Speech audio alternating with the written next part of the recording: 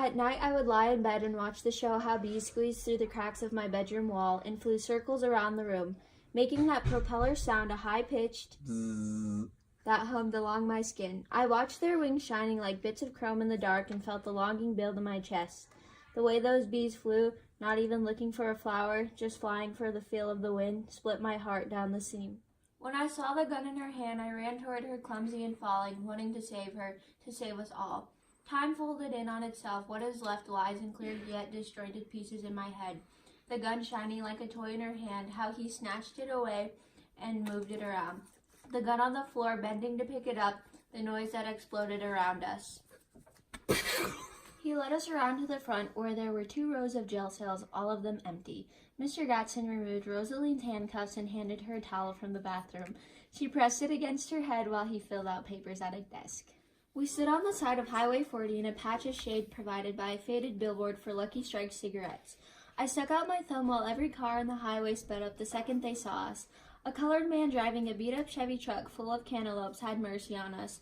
I climbed in first and kept having to scoot over as Rosaline settled herself by the window. I was speculating how one day, years from now, I would send the store $1 in an envelope to cover it, spelling out how guilt had dominated every moment of my life. When I found myself looking at a picture of the Black Mary, I do not mean a picture of just any Black Mary. I mean the identical, very same exact one as my mother's. She stared at me from the labels of dozens of jars of honey. Black Madonna honey, they said. August Boatwright entered, wearing a pair of rimless glasses and a lime green chiffon scarf tied onto her belt. "Who we got here?" she said, and the sound of her voice snapped me back to my ordinary senses. She was almond buttery with sweat and sun, her face corrugated with 1,000 caramel wrinkles and her hair looking flour-dusted, but the rest of her seemed decades younger. August led us to a tiny corner room in the back with a sink, a full-length mirror, 1 curtainless window, and 2 wooden cots made up with clean white sheets. I placed my bag on the first cot. Oh. He was not what I expected.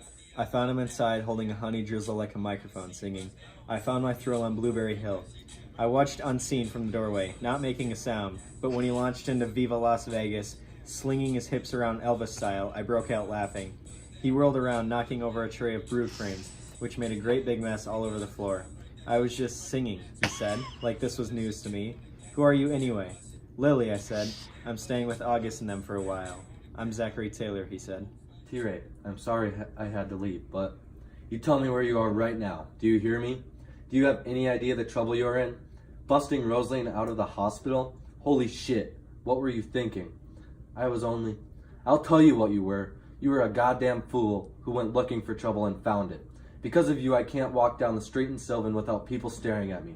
I've had to stop everything and search for you all over creation. And meanwhile, the Peaches have gone to hell. Well, quit yelling, all right? I said I was sorry. Your sorry ain't worth a shitload of peaches, Lily. I swear to God. I called because I was just wondering something. Where are you? Answer me. I squeezed the arm of the chair till my knuckles hurt. I was wondering, do you know what my favorite color is? Jesus Christ. What are you talking about? You tell me where you are. I said, do you know what my favorite color is? I know one thing, and that's I'm gonna find you, Lily, and when I do, I'm gonna tear your behind to pieces. I watched the policeman put Zach and the other 3 boys in his car.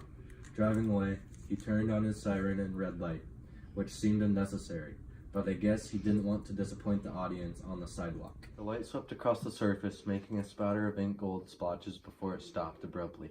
May lay in the river.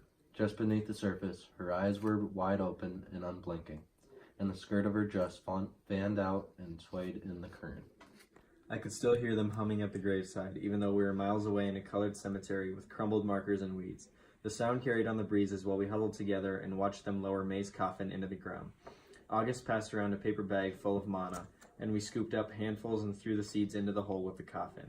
And my ears were filled with nothing but beat. Nothing came. I got up and opened the door.